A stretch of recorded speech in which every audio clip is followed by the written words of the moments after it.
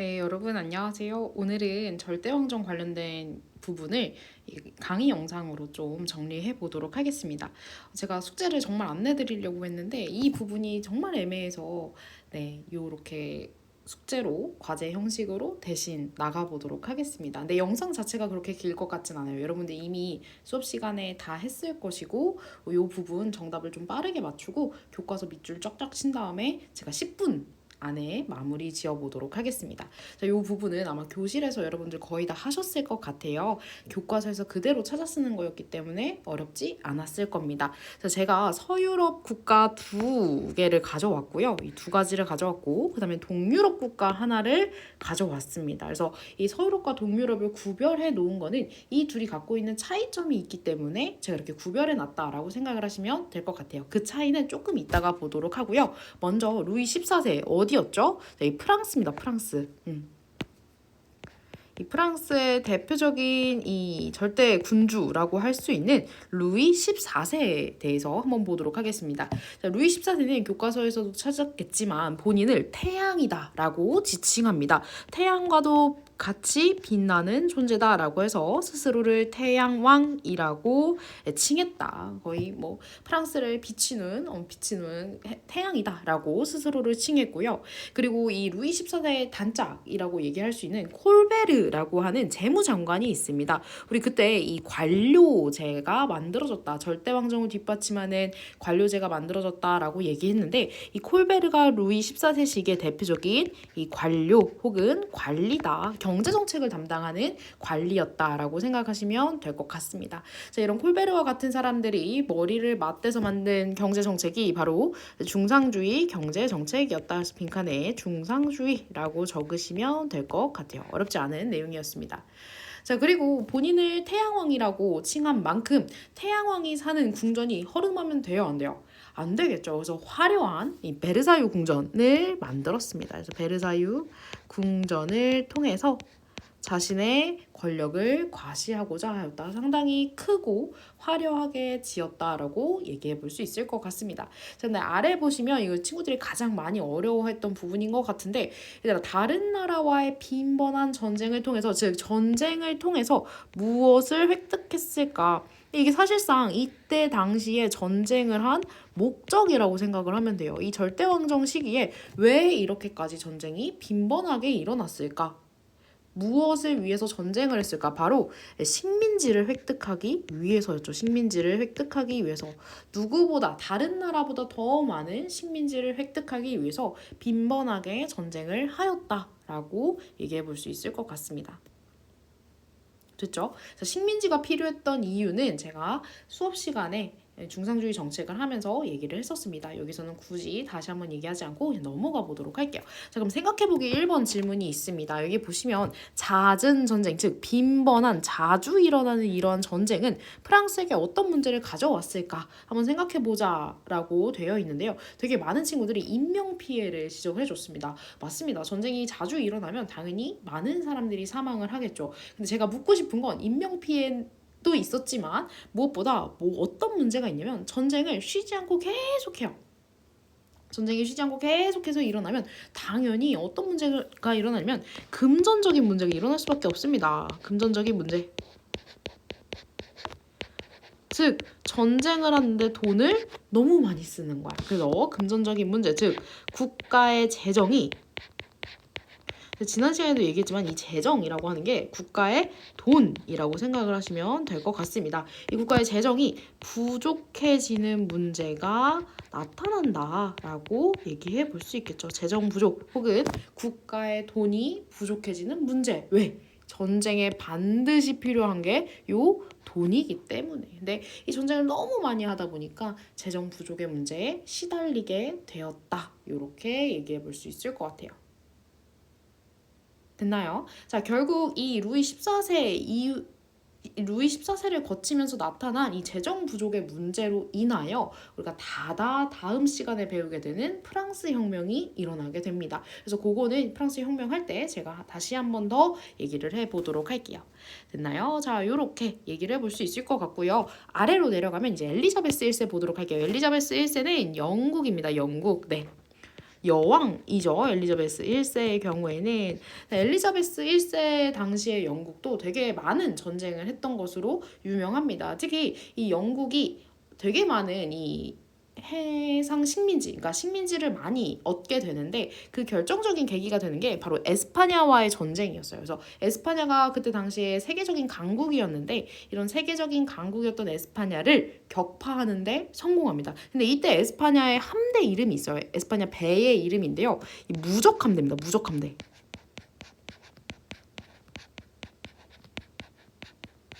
그래서 엘리자베스 1세 당시에 영국이 에스파냐의 무적 함대를 격파 완전히 깨부셔요. 그래서 이 해상권 바다를 장악하게 되었다. 이 해상권 장악을 바탕으로 영국이 여기저기로 식민지를 뻗어나갔구나라고 생각할 수 있을 것 같습니다. 얘들 봐봐. 무적 함대가 뭐야? 무적. 적이 있다 없다.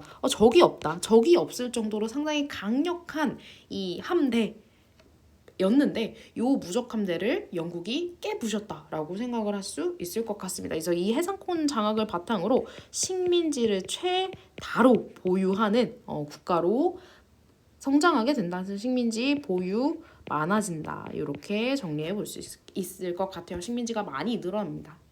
됐죠. 자, 그리고 안과 밖으로 모두 다 중상주의 정책에 매진하게 되는데요. 안으로는 자, 영국 특유의 모직물 공업이 발전합니다. 그래서 영국 안으로는 모직물 공업을 비롯하여 국내 산업을 발전시켰고요. 저 밖으로는 해외 시장 개척에 적극적으로 나섰다. 결국 이 해외 시장을 개척한다라고 하는 것 역시도 식민지와 연결되는 부분이라고 얘기해 볼 수 있을 것 같아요. 됐나요? 자, 이렇게 영국과 프랑스의 사례를 봤습니다. 이 두 나라는요, 모두 다 서유럽 국가들이고, 제가 아래에 이 지도를 가져온 이유가 있어요. 얘네 둘을 이제 연결 짓는 겁니다. 자, 서유럽의 루이 14세 프랑스는 여기 아래에 있는 요렇게 연결해 주시면 될 것 같고요. 그다음에 엘리자베스 1세 시기의 영국을 요렇게 연결해 주시면 될 것 같습니다. 둘 다 대표적인 서유럽의 절대 왕정이라고 얘기를 할 수 있는데, 자, 옆으로 넘어가시면 동유럽이 있습니다. 동유럽의 표트르 대제라고 되어 있는데 표트르 대제는 대표적 러시아의 황제였습니다. 러시아. 이 대제라는 말 자체가 뭐 별 의미는 아니고 대황제다라는 의미입니다. 네, 대황제다. 엄청 큰 황제다. 네, 명칭을 통해서도 본인이 절대 왕정, 절대 군주가 되고 싶었구나. 자기가 절대적인 힘을 차지하고 싶었구나. 그래서 대황제라는 이름을 썼구나라는 걸 알 수 있습니다. 먼저 한번 연결해 볼까요? 이 표트르 제제는 러시아의 황제였기 때문에 이렇게 러시아와 연결해 주시면 될 것 같습니다. 자, 근데 이 동유럽의 절대 왕정이 갖고 있는 차이점이 있다라고 얘기를 했어요. 자, 아래 보도록 할게요. 이 표트르 제제 시기 그리고 이 러시아가 갖고 있는 문제점이 있었습니다. 그게 뭐냐면 상공업의 발달이 늦었어요. 됐어? 자, 상공업의 발달이 늦었다라고 하는 건 결국 상업도 발전하지 못했고 공업도 발전하지 못했다라는 의미입니다. 상업과 공업 두 가지 모두 다 발전하지 못했다고 하는 건 결국 러시아는 이때 당시 어떤 모습이었냐? 바로 농업 사회였습니다. 농업이 농사를 짓는 것이 중심이 되는 농업 사회였다고요. 자, 농업 사회이다 보면 당연히 국민의 대다수가 농민일 수밖에 없겠죠. 대부분의 사람들이 다 농민이라고요. 약 90%가 넘는 비율이 농업에 종사하는 농민입니다. 자, 그렇다면 결국 이 상업 그리고 공업이 발전하지 않았기 때문에 발달이 늦었기 때문에 결국 상공업자 계층 혹은 교과서에는 상공시민이라는 표현이 나옵니다. 상공업자 혹은 상공시민 계층의 성장이 어려웠다라고 되어 있어요. 됐어. 자, 그러면 여기에서부터 여러분들이 생각해보기 2번 질문이 조금 어려웠을 수도 있는데 이 상공시민 계층, 즉 상공업자의 계층이 성장하지 않았다고. 러시아의 이런 경제적인 낙후, 즉 뒤떨어지는 낙후 현상은 어떤 문제를 가져왔을까? 되게 단순합니다. 얘들아, 상공업자가 필요했던 이유가 있지. 왜? 상공업자가 있어야 뭘 할 수 있으니까. 상공업자가 있어야 중상주의 정책을 하지. 됐나요? 자, 요거 다시 한번 프린트 볼까요? 여러분들 있었던 프린트인데요. 봐봐 얘들아. 상공업자 계층이 있어야 중상주의 경제 정책을 실시합니다. 당연하죠. 물론 중상주의 경제 정책이 상공업자의 성장을 가져온 것도 맞지만 동시에 어느 정도의 상공업이 밑바탕에 깔려 있어야 된다고요. 근데 지금 그 상공업의 발전 자체가 이루어지지 않았던 상황인 거잖아. 그렇기 때문에 이 중상주의 정책을 실시할 수가 없어요. 러시아에서는 중상주의 정책을 실시할 수가 없는 겁니다. 자, 그러다 보면 중상주의 정책을 실시할 수 없으면 당연히 이 관료제와 왜 이러지? 죄송합니다. 당연히 이 관료제와 상비군 역시 운영할 수가 없겠죠. 왜냐면 이 중상주의 정책을 실시해야지 이 관료제와 상비군에 드는 비용을 뒷받침을 하는 건데 지금 결국 중상주의 정책을 실시하기 어려운 상황인 거잖아요. 결국 다시 돌아가 볼게요. 다시 돌아갔을 때 결국 이 러시아의 경제적인 낙후, 즉 농업 중심의 사회에 멈춰 있는 그런 경제적인 낙후는 결국 절대왕정의 수립을 어렵게 합니다.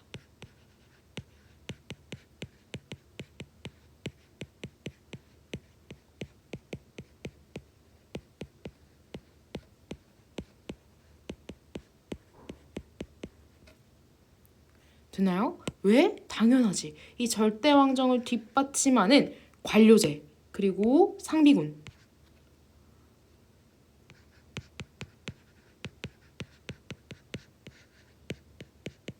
이 둘을 뒷받침할 중상주의 정책을 실시하기 어려웠기 때문에 그래서 이 동유럽에서는 절대왕정의 수립이 어려워요. 됐어. 왜냐면 경제적으로 뒤떨어져 있었기 때문에. 자, 근데 표트르즈는 아니야. 우리도 서유럽과 같이 이 절대왕정을 만들고 싶어. 본인이 절대군주가 되고 싶은 거예요. 자, 그렇다면 이게 절대왕정을 자연스럽게 만들기가 어렵다면 우리가 베껴오자. 자, 베껴오자. 누구 걸 베껴오자? 서유럽을 베껴오자. 그래서 마지막 빈칸은 이 동유럽의 경우에는 서유럽의 문화와 제도를 베껴옵니다.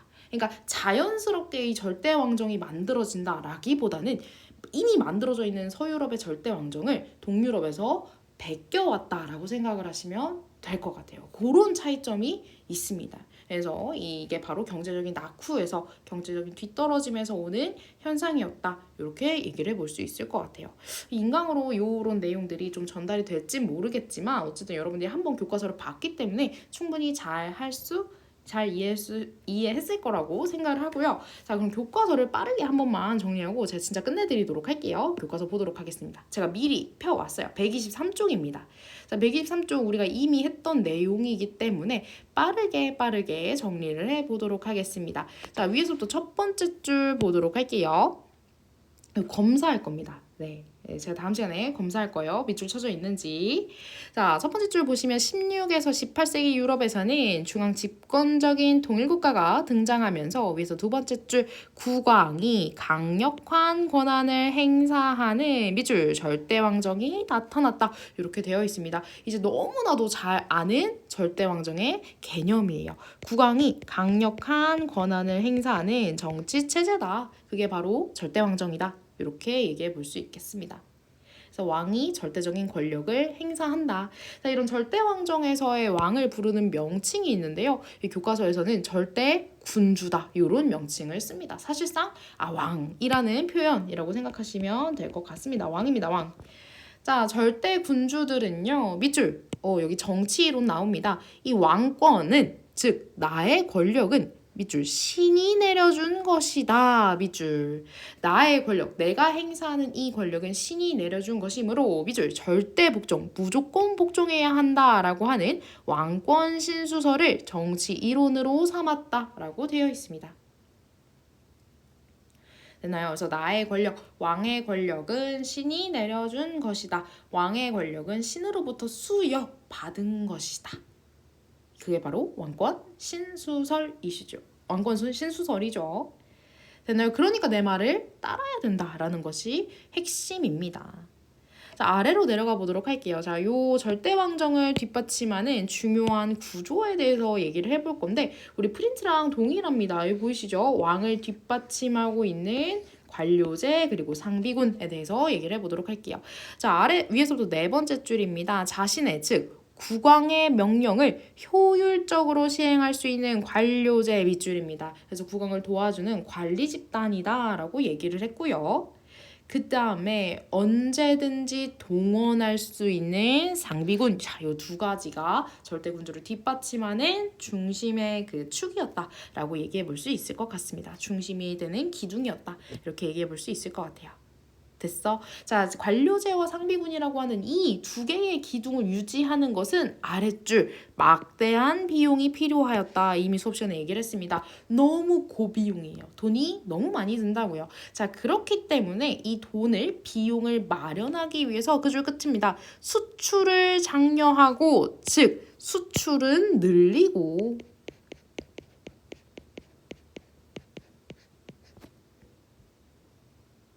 됐어? 관세는 높여서 수입을 줄이는 수출은 늘리고 수입은 낮추는 수입은 줄이는 우린 요런 경제 정책을 중상주의 정책이다라고 얘기를 합니다. 별표입니다.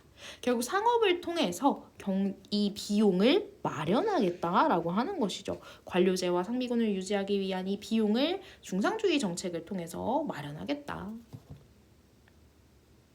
됐나요? 자, 아래줄로 내려가시면 또 나옵니다. 이와 함께 해외 팽창과 밑줄입니다. 식민지 건설을 지원하였다. 그래서 누가 더 많은 식민지를 차지할까를 두고 경쟁을 하게 되는 거라고요. 됐나요? 자, 두 줄 내려가 보도록 할게요. 이 과정에서 즉 중상주의 경제 정책을 통해서 어떤 사람들이 성장했는가? 바로 상공 시민 계층이 성장했다라고 되어 있습니다. 그래서 절대군주는 상공 시민 계층의 상공업 활동을 보호해주는 대신에 이들로부터 국가 운영에 필요한 재정을 지원받았다. 중상주의 경제 정책으로 성장한 사람들이었습니다. 됐나요? 요 정도로 정리를 해보면 좋을 것 같습니다. 요 중상주의 정책은 넘어갈게요. 그냥 요것만 보세요. 수출은 늘리고 반대로 수입은 줄인다. 수업 시간에 했던 내용들이죠. 자, 뒤쪽으로 넘어가시면 여러분들 봤던 요런 내용들이 있습니다.